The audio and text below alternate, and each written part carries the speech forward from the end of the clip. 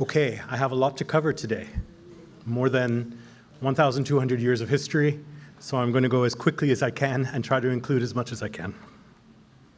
So we begin today. We begin with the Belt and Road Initiative, and if you look at the map, you will see that actually the Belt and Road Initiative has to travel, both the Belt and the Road have to travel through majority Muslim countries. And our Greater Bay Area is a hub along the way. It also has a great role to play in the history of Islam in China. It is said, according to Islamic Chinese tradition, that the first arrival of Islam was to Guangzhou, and this was brought by a companion of the Prophet Muhammad, Sa'd ibn Abi Waqqas. We can discuss whether this is historically accurate, but it is very important to the identity of Muslims in China. And today, there is still a diverse and thriving Muslim community in Guangzhou. Now let's get to the actual history. So of course, the first mode of transmission of Islam in China was trade. And this traveled along both the maritime and the overland Silk Road, which of course is the model of today's Belt and Road Initiative.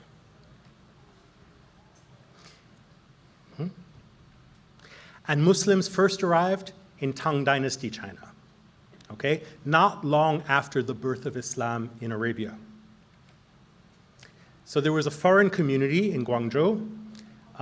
Arabs and Persians had both arrived in the city by the 6th century, maybe even earlier. And there were hundreds of thousands of foreigners by the 9th century. These foreigners lived in what is called the Foreign Quarter, or the Fanfang in Guangzhou.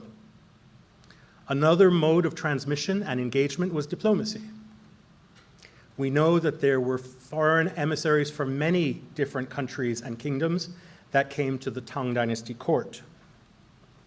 In the reign of the Tang Emperor Gaozong, he received a delegation that was sent by the Caliph, the third successor to the Prophet Muhammad, by the name of Uthman.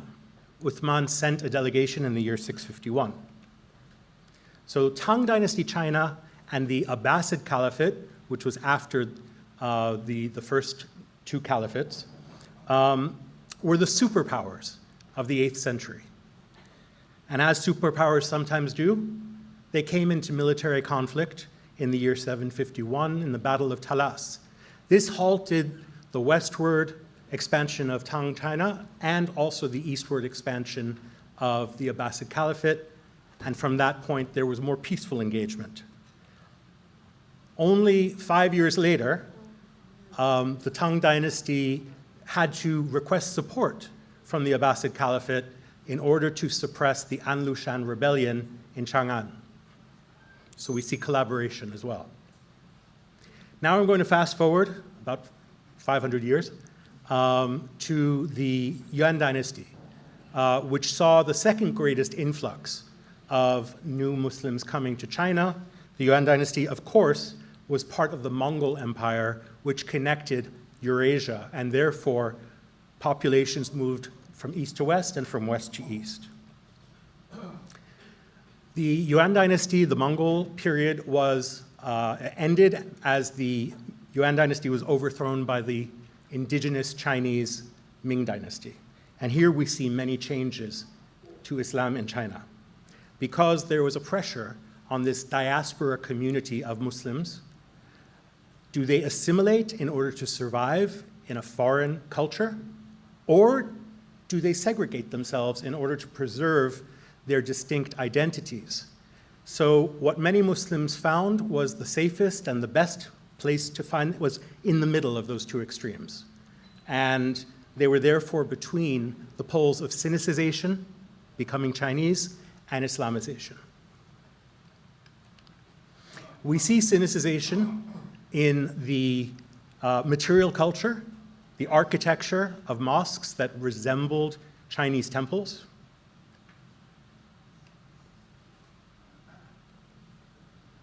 We also see the beginning of the adoption of Chinese as the mother tongue of Muslims in China. And so the names for Islam were Chinese names. The first, Hui Hui Jiao. Hui Hui is a name that was applied to Muslims, probably coming from a transliteration of the term Uyghur, okay? One of the Turkic Muslim people who live on the periphery of China's western frontier. We also see some other words. Qingzhen Jiao I'd like to point out to you, okay? I will explain that in just a moment. So Qingzhen is the preferred term to apply to Islam and Muslims by Chinese Muslims themselves, because it means the pure and the true. Okay, so this reflects Islam or Muslims' self-identity. This name was also used eventually by non-Muslim Chinese. Although today, Qingzhen is most readily associated with Islamic dietary practices, okay? No pork. So Qingzhen is also a translation of halal. This brings us to the Qing dynasty, beginning in the 17th century. At this time, we see Muslim intellectuals, scholars, who had a position in both the Confucian world as well as the Islamic world, and they produced a body of literature called the Han Kitab. These are Islamic books written in classical Chinese. And if I may borrow from one of the greatest authors, Liu Zhi, he said the ritual of pure and true comes from the teachings of the Arabian sage, that is Muhammad, and yet it agrees in many ways with the ritual of the Confucians. Therefore, I have frequently explained the points of this matter by using originally Confucian language to elucidate the meaning, wishing only for the people of this land, China, to know what I have explained. Fast forward, the end of the Qing dynasty brings about the Republic of China. And in the Republic of China, there was a recognition of the multiculturalism, multilingualism, of that republic, with Han, Manchu, Mongolian, Muslim, and Tibetan living together.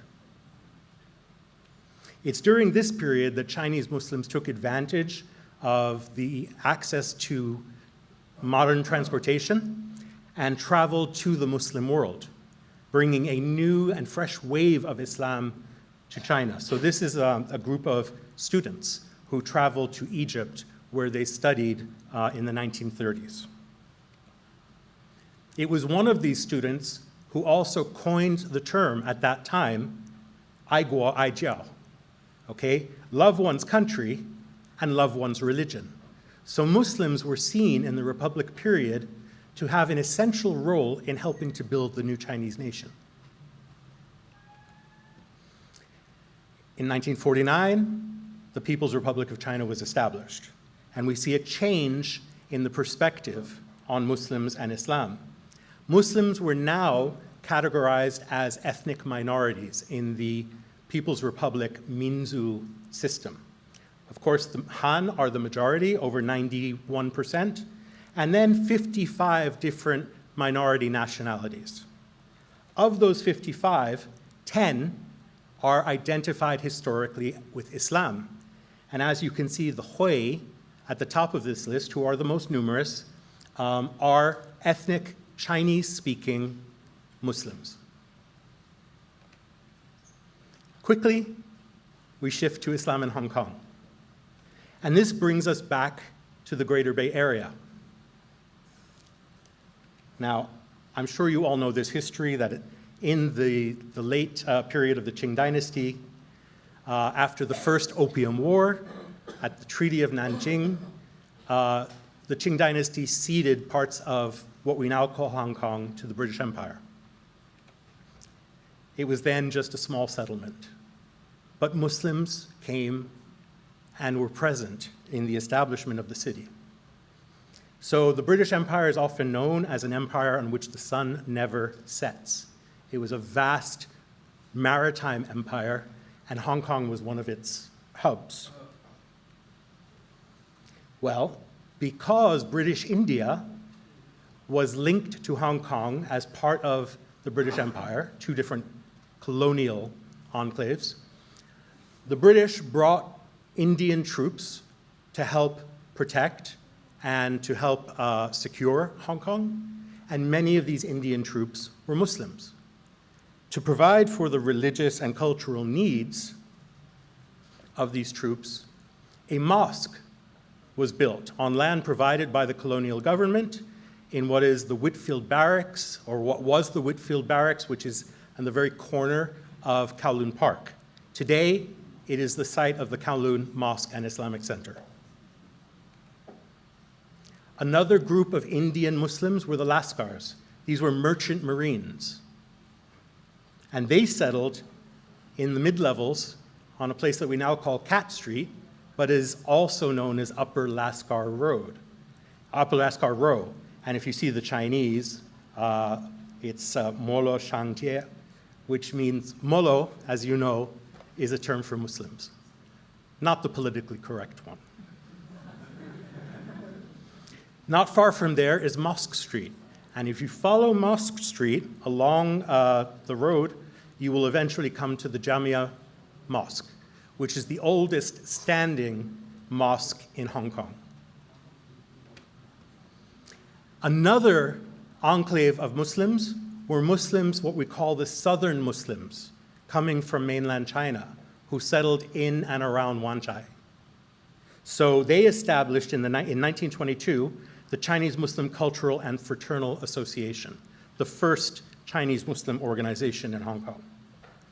One of the luminaries of this community was Kasim Wilson Tut Waisin, who was born in Guangzhou. His family originally came from Gansu in the northwest of China. He migrated as a child to Hong Kong.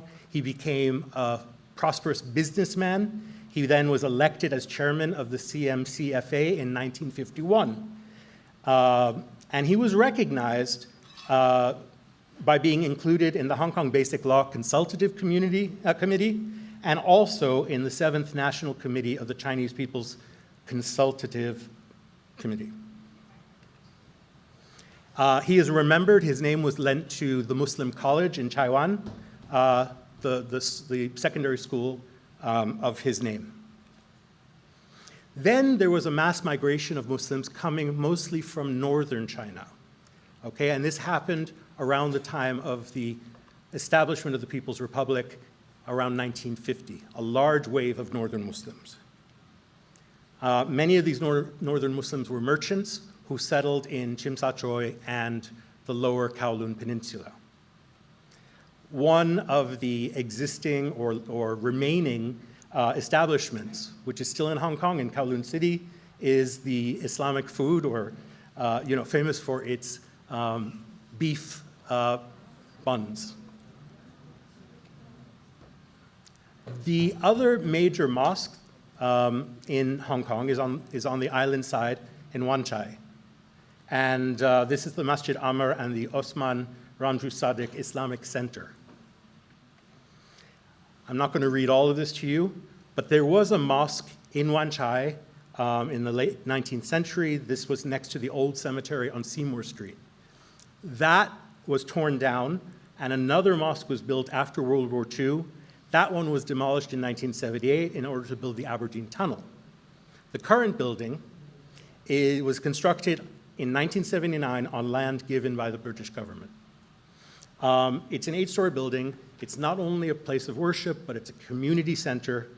Again, I'm not going to go into all of the services provided, but it is also important because it houses the incorporated trustees of the Islamic Community Fund and the Hong Kong Islamic Youth Association. It's also well known for its canteen, I highly recommend, for halal dim sum, the only of its kind, just like our center. The Islamic Union of Hong Kong, which is housed in Masjid Amr, was established in the 1920s by South Asian Muslims who were trading with China. It is now under the umbrella of the trustees, and it was incorporated in 1980 as a charitable and nonprofit organization. So, I've mentioned already the incorporated trustees of the Islamic Community Fund of Hong Kong, which was established in 1970 in order to represent a large segment of the Muslim community in Hong Kong. it is responsible for maintaining the 5 mosques that were built before the 20th century, or at least the ones that, even if those were later replaced by other mosques more contemporarily. So it manages the Jamia Mosque, the one in mid-levels, Masjid Ammar, a mosque in Chaiwan, and a mosque in Stanley, as well as the Kowloon Mosque. It also manages the 2 cemeteries for Muslims, one in Happy Valley, the other in Chaiwan.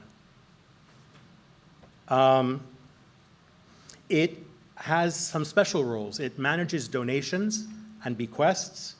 It arranges funerals for Muslims and burials.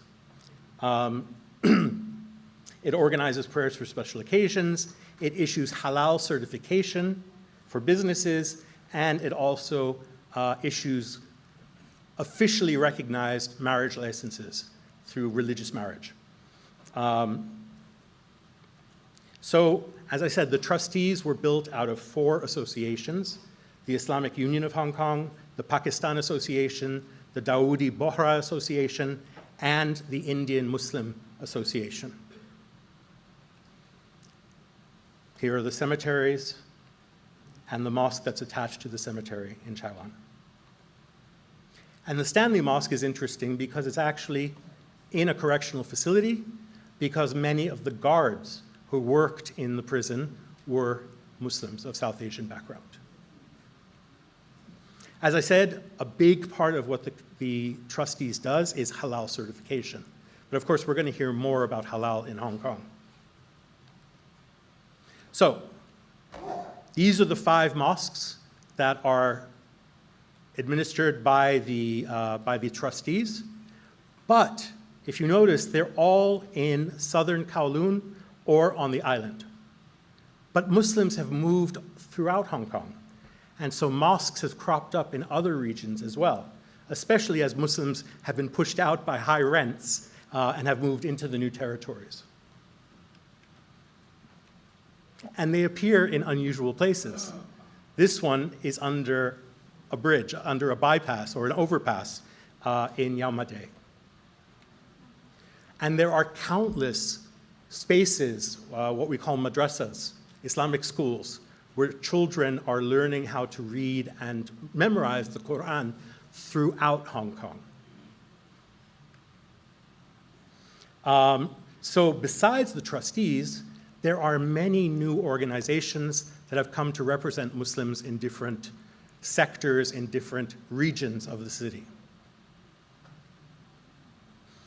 Another small but growing number of Muslims are the converts. Many of them Chinese, some of them also Filipino, and others. And this is helping to grow the Muslim community. But by far, the largest segment of the Muslim community is the one that is most visible and yet most overlooked. And these are over 130,000, some say 150,000 Indonesian Muslim women who come here to work as domestic helpers mostly. And we see them every Sunday gathering, resting, but also performing their religious observances. And these helpers, as the sign says, are really the backbone of Hong Kong's economy. So they cannot be overlooked, and we need to devote more attention to them as well. Because think about it. How many Hong Kong children are being nurtured by Muslims in their household? What does this suggest about the future of Islam in China?